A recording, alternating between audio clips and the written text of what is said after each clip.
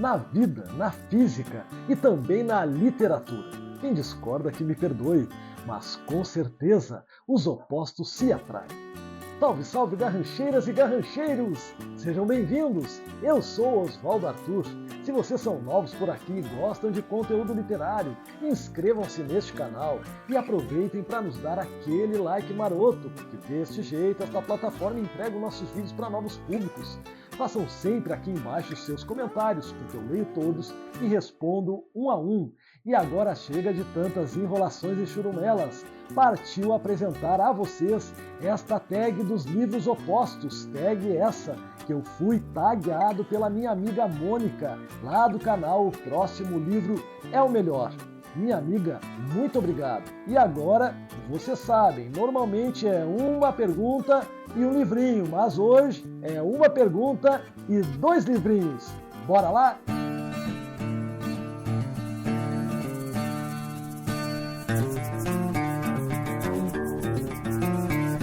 Perguntinha de número 1. Primeiro livro da sua coleção e o último comprado. O primeiro livro da minha coleção, eu tenho aí uma vaga ideia de que seja este, mas não posso assegurar. Mas eu sei que no mínimo seu autor é Érico Veríssimo.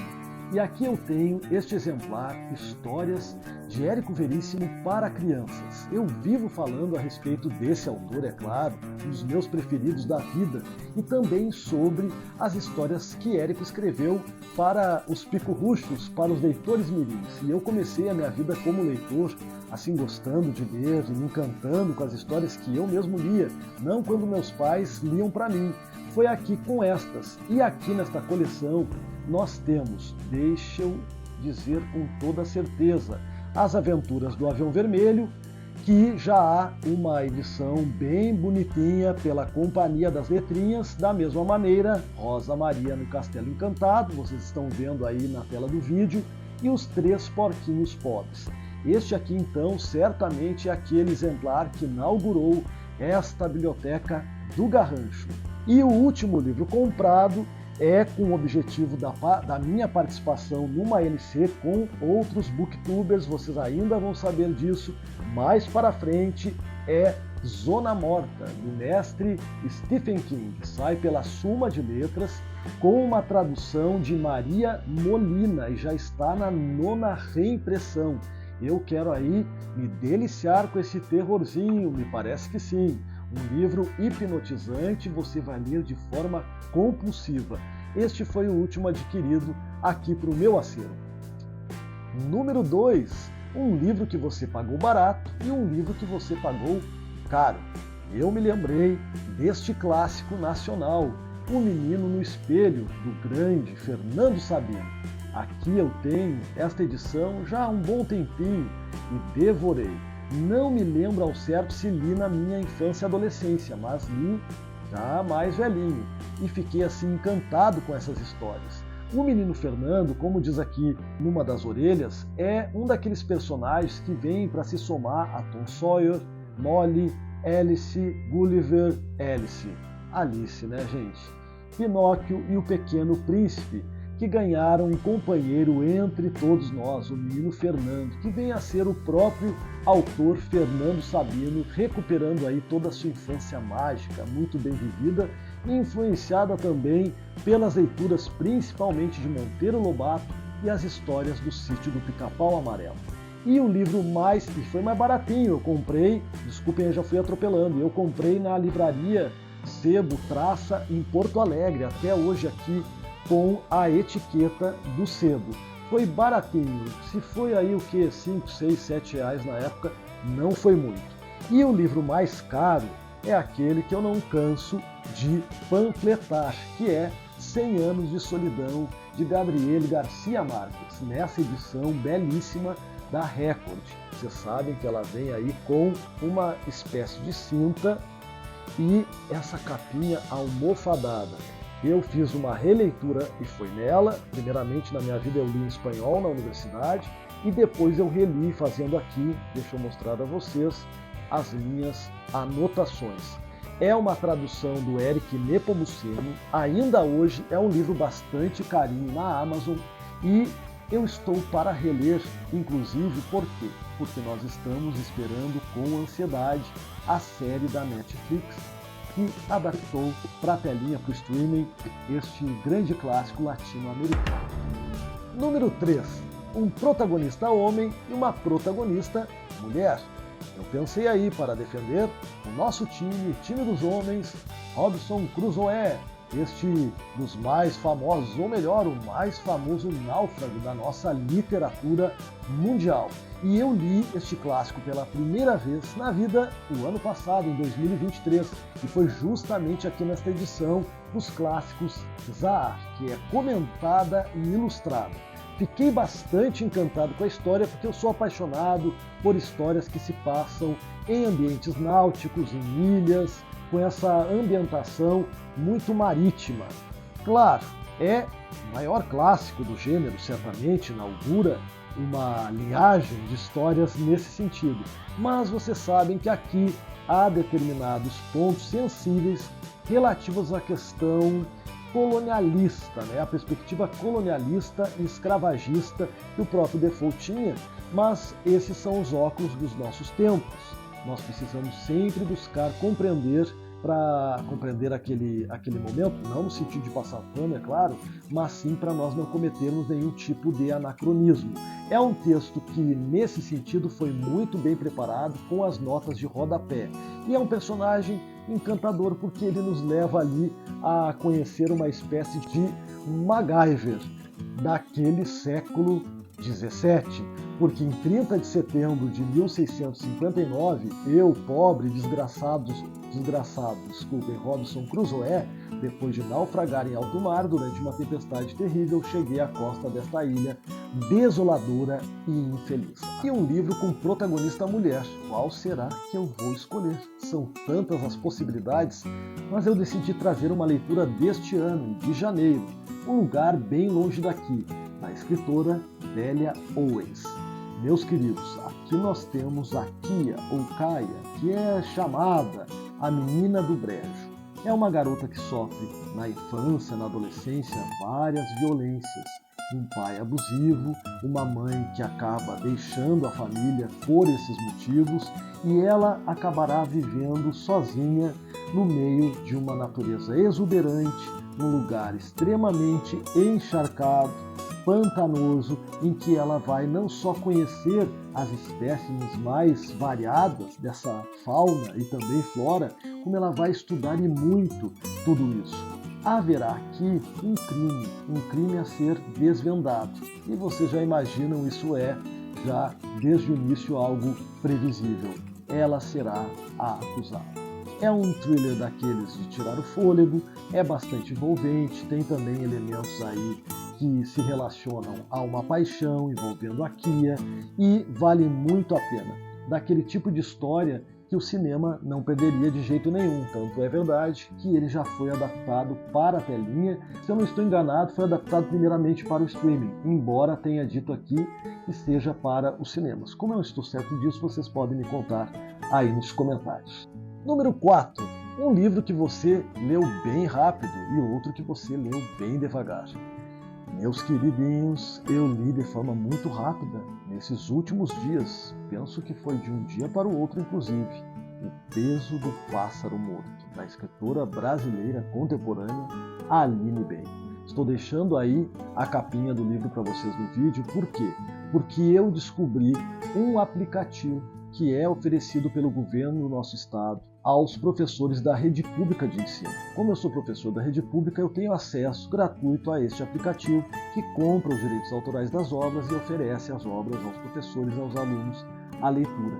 E estou bastante maravilhado, porque estou tendo a oportunidade de ler vários livros, enfim, que eu não teria acesso, também porque muitas vezes são caros, ali online. E eu faço a leitura no celular, está funcionando. Eu li a Aline Bey de um dia para a noite. O Peso do Pássaro Morto, vocês sabem, é um soco no estômago, o livrinho de desgraçar a cabeça. E um livro que eu demorei mais para ler, bastante, até porque foi aqui, num formato físico, calhamacinho, mas delicioso, saboroso, Tieta do Agreste, de Jorge Amado. li lá pelos anos 2000, se eu não me engano, na primeira década dos anos 2000. E foi devagarinho, por quê? Porque a letrinha, meus queridos, é desta miudinha e é uma edição daquelas de banca. No caso aqui nós comprávamos um jornal 0 Hora e vinha como prêmio um dos exemplares da obra de Jorge Amado. Eu tenho alguns, inclusive.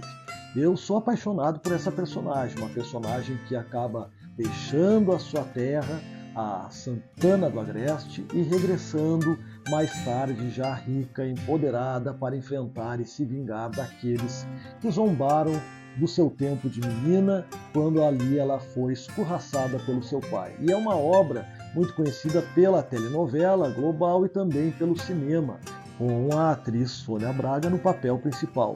E há também aqui um debate ambiental bem interessante, ainda mais para uma obra publicada entre os anos 76 e 77.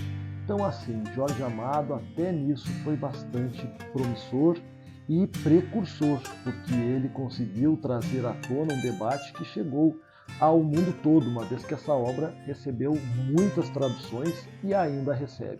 Um calhamacinho com letra miúda que deu a mim um certo trabalho, mas que valeu a pena, recompensou. Número 5, um livro de capa bonita e um livro de capa feia. Eu escolhi 2 títulos que eu ainda não li, mas que se parecem que medida nos seus opostos. Tem capa simples. O primeiro, é claro, uma belezura, e eu ganhei da Virgínia do canal Livros da Tuca. Ela é encantada com Haruki Murakami e o seu Kafka à beira-mar. Eu não conheço ainda essa história, só pelo que a Virgínia conta, já fez resenha, é claro. Sai pelo selo Alfaguara, que é um selo da Companhia das Letras. E aqui nós temos este blurb. Kafka à beira-mar é um dos romances mais ambiciosos do escritor japonês. Centrado na jornada de 2 personagens em busca de autoconhecimento, é um livro imaginativo com referências que vão do mundo pop às tragédias gregas. Tudo para gostar. E um livro com uma capa não muito bonitinha, capa feia, pelo menos para mim. Vocês sabem que é uma questão de opinião. Eu ainda não li nada dessa autora e me contem aí nos comentários se vocês conhecem, se vocês me indicam. Eu ganhei este livro de presente, já usado, mas bem conservado, mas a capinha, meus queridos, de Um Caminho para a Liberdade, é de uma simplicidade não muito agradável. A mim parece assim, extremamente adolescente, tem muito investimento, a não ser aí pelos brilhinhos da capa dialogando com as estrelinhas de Jojo Moyes, Um Caminho para a Liberdade. Aqui nós temos apenas uma frase, ou melhor, 2, que dizem: 5 mulheres vão enfrentar uma cidade inteira por amor aos livros. E isso me interessa bastante, quem sabe por isso também eu tenha recebido de presente. E juntas vão descobrir o poder do conhecimento, da liberdade e da amizade. Não me parece um livro com uma capa tão bonitinha. Aí a Jojo, que é uma gata, é bonitaça, mas a capinha do seu livro no Brasil, para mim, não rolou. Número 6, um livro brasileiro e um livro internacional. E eu escolhi para representar a literatura brasileira o autor Sérgio Faraco, gaúcho de Porto Alegre, com o seu Lágrimas na Chuva, uma aventura na União Soviética. É uma publicação que sai pela nossa queridíssima parceira aqui do canal, LPM, numa sériezinha da Pocket, que é livro de bolso, uma aventura na União das Repúblicas Socialistas Soviéticas. É isso mesmo, meus queridos. O Sérgio Faraco, quando jovem, na década de 60, ele que foi membro do Partido Comunista no Brasil, ele acaba recebendo uma bolsa de estudos para fazer um curso em Moscou. E lá, por não seguir essa ou outra regra de convivência, esse moço vai passar, naquele período, uma estação não só de chuvas, como de muito sofrimento. Ele vai nos contar os horrores que sofre numa espécie de hospital psiquiátrico, que na verdade era um centro de tortura praticado ali pelos soviéticos, nem sei como adjetivar de forma correta. Aqui nós temos, eu fiz essa leitura já faz um tempo, este Blood. Em 63, Faraco pertencia ao PCB. No final do ano, ele foi convidado para estudar em Moscou, centro do poder da extinta União Soviética, num dos programas do Partido Comunista, para estrangeiros. Uma aventura enriquecedora, amarga e perigosa, que durou pouco mais de um ano. E é aí, é claro, no primeiro momento nos dá a conhecer o fascínio de uma outra cultura.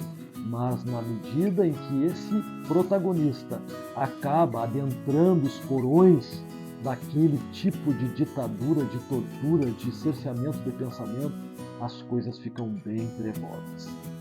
E não muito distante daí, na questão mais trevosa, mas em outro tom, eu trouxe para representar a literatura estrangeira A Filha Perdida, com Helena Ferrante. Aqui a gente tem uma espécie de drama psicológico vivido por Leda, que é uma professora universitária em crise que acaba indo para uma praia e lá ela vai receber a oportunidade de revisitar o seu passado em relação ao seu casamento e à sua maternidade. Esta obra, que é curtinha, da Helena Ferrante, essa escritora misteriosa italiana, já foi adaptado pela Netflix num filme, e num filme primoroso, com uma atriz daquelas de tirar o fôlego. Confiram tanto a leitura quanto o filme na Netflix. Número 7. Livro fino e livro grosso. E eu trouxe para representar os fininhos, de Ruth Rocha, Marcelo, Marmelo, Martelo, este clássico infanto-juvenil das nossas letras brasileiras, com ilustrações da Mariana Massarani, sai aí pelo selo Salamandra. Esses dias, com os meus aluninhos lá do 6º ano, nós fizemos uma leitura conjunta, coletiva, de O Dono da Bola, que é um dos mais famosos contos aqui desta coletânea da Ruth Rocha. E é daqueles contos que nos ensinam a dividir os nossos brinquedos, a ser um bom amigo. Não como o Caloca, o Carlos Alberto, que achava que era dono do mundo, não só da bola. E quando ele se sentia ofendidinho no futebol, vocês já sabem, ele levava a bola embora. E há outras histórias aqui, incluindo a história sobre o protagonista que dá título à coletânea. É um livro fininho, tem aí cerca de 68 páginas e vale sempre muito a pena, até para aqueles que já são, assim como eu, adultos e lembram aí da sua infância. E um livro grosso, eu trouxe um aqui, que eu ainda não li, mas quem sabe com esta tag eu consiga fazer esta leitura logo logo, porque eu tenho muita curiosidade de conhecer Pachinko, de Min Jin Lee. É um livraço, grossinho, temos aí em torno de 530 páginas, para ser mais preciso, 527 páginas, da autora Min Jin Lee, que é finalista do National Book Award. E também a sua obra está entre as 10 melhores do ano, segundo o The New York Times, e com direitos de publicação vendidos para mais de 30 países. Não demora, eu quero conferir Pachinko, essa maravilha, sofrida pelo que eu já ouvi falar, mas tudo para nos emocionar, e até rimou. Número 8, livro de ficção e um livro de não ficção. De ficção escolhi Amêndoas, da escritora sul-coreana Deixe-me Aí Colar. O nome é um tanto difícil para nós brasileiros. Won Byung-song. É uma história que nos apresenta um protagonista em crise, um garoto que tem uma espécie de síndrome que o impede de sentir. Ele tem dificuldades de sentir ódio, amor, alegria, entre outros sentimentos. Se passa majoritariamente no ambiente escolar, é um livro adolescente, mas que vai ali nos servir de reflexão para outras situações, né? E é uma obra bem hypada, principalmente lá no BookTok. Eu li na Árvore dos Livros, esse aplicativo ao qual eu tenho acesso, porque sou professor da Rede Pública do Estado, aqui do Rio Grande do Sul, já disse a vocês, e tem me ofertado alguns livrinhos que fazem a cabeça das crianças, dos adolescentes, e eles muitas vezes são também meus alunos. E observem que de não ficção, também li lá naquele aplicativo, é Como Cultivar uma Vida de Leitura, do escritor inglês, pensador C.S. Lewis. Seguidamente aqui eu tenho falado sobre ele por conta das Crônicas de Nárnia. E aí eu resolvi este ano ler este de não ficção, Como Cultivar uma Vida de Leitura. E que livro prazeroso! Li online, já disse a vocês. Mas mesmo no online a gente tem uma experiência muito positiva de leitura, porque a diagramação é muito efetiva, muito positiva, muito boa de se fazer, tem ali como escurecer a tela, etc. Vocês sabem, principalmente quem lê no Kindle, eu estava lendo e ainda continuo fazendo essas leituras no celular, e é uma obra que fala de livros. Então, para quem gosta de ler livros que falam de livros, é um prato cheio. Número 9, um livro meloso e um livro de ação. Para livro meloso, eu escolhi Um Dia, de David Nichols. Eu li faz um tempinho. Cadê? Deixa eu ver se eu tenho a anotação aqui, meu Deus. Por que não tem assim? 2011, mais de 10 anos. Na época, uma namorada me pediu para ler. Lemos juntos. É meloso porque é muito romântico, também tem um dramalhão, é muito forte, a gente acompanha aí a trajetória desse romance, desse namoro de Dexter e Emma, que se conhecem em 1988 e ambos, que no dia seguinte, após a formatura na universidade, deverão trilhar caminhos diferentes, mas depois de apenas um dia juntos não conseguem parar de pensar um no outro. Virou um filme aí com a Anne Hathaway e o Jim Sturgess, acho que é assim que pronuncia, e esta minha edição sai pela Intrínseca.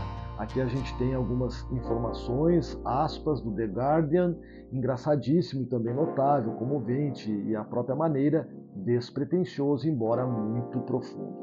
É melosinho, mas não entendo meloso como algo negativo. É para quem naquele momento ali está vivendo uma história de amor, está sendo correspondido, e aí pode se emocionar bastante, até porque num dado momento se torna um dramalhão. E o livro de ação que eu escolhi, de A.G. Wells, O Homem Invisível, também aí da Clássicos AAR. Capa dura, minizinho, bonitinho, uma ficção científica um tanto trevosa. Alguns não veem tanta ação assim, mas eu gostei da história, gosto do autor, dele eu já li A Máquina do Tempo, e esse foi o meu segundo contato com a escrita dele. Eu gostei bastante, claro, porque ela pode aí servir como metáfora para todas as pessoas que são muitas vezes alvo de preconceitos, de acusações injustas. É o que acontece com esse misterioso forasteiro que chega à pacata cidade de Ping. Ninguém sabe seu nome, nem de onde vem, ou a razão de estar sempre coberto da cabeça aos pés, com chamativos óculos escuros e bandagens envolvendo toda a cabeça sob um chapéu de abas caídas. Sei que há um filme adaptando a obra, 1 ou 2. Se houver, eu encontrar aí os posters, eu deixarei para vocês na tela. Eu gostei bastante, se não estou enganado, eu li no finalzinho do ano passado, fiz várias anotações, não foi assim tão arrebatador como A Máquina do Tempo, mas valeu a pena porque há toda aí uma questão de busca, procura, fuga, envolvendo uma perseguição a este forasteiro. Com isso eu não entrego grandes coisas, mas digo, querem conferir um grande clássico? Está aqui uma possibilidade de um clássico muitas vezes esquecido e que nós precisamos dar a ele visibilidade. Entenderam o trocadilho? Número 10, um livro que deixou você feliz e um livro que deixou você triste. Eu fiquei bem feliz ao final da leitura de Amor e Gelato, de Dina Evans-Wells. Por quê? Porque a Lina, a protagonista, sofre muito, enfrenta uma situação terrível de luto, acaba conhecendo seu possível pai, vai ter o seu coração partido. O filme que foi adaptado pela Netflix dizem que não é grande coisa, mas eu confesso a vocês, essa historinha aqui começa numa tristeza de dadó e ao final nos alegra e aquece o coração. E eu não quero perder muito tempo falando do livro que me deixou bem triste, Verity, da Colleen Hoover. E por quê? Triste comigo mesmo. Eu não sou de ter preconceitos daquilo que eu não conheço. Eu preciso ter um pós-conceito. Foi o que aconteceu aqui comigo. Eu li pela primeira vez este romance da Colleen, muito badalada nas redes sociais, best-seller, enfim. Todo mundo aí no BookTube deve ter lido no mínimo algum livro dela. E como esse aqui me parecia, pelo que eu ouvia falar, mais trevoso, um suspense, um thriller, eu resolvi ler este romance. Mas, meus queridos, não funcionou para mim. Principalmente naquelas passagens que nos deixam assim envergonhados ou com um pouquinho de vergonha alheia por conta das descrições hot e tudo isso. Não é o tipo de leitura que me agrada. Acho que a autora aqui pesa muito nesses aspectos, ainda mais para uma obra que tem alcançado muitos jovens. Embora a Record publique pela Galera, selo Galera, que é o selo para adolescentes, jovens adultos, temos aí na capa uma classificação etária, mais 18.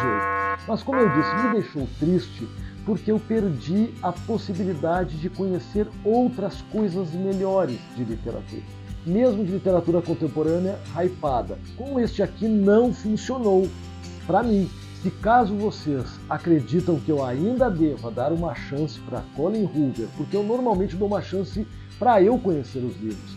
No caso, quem sabe eu tenha de dar realmente uma chance para o autor, uma nova chance, porque eu fiquei triste de ter perdido um pouquinho do meu tempo de leitura com esta obra que mais passei raiva do que assim foi prazerosa. Mas me digam aí, eu sei que ela divide opiniões.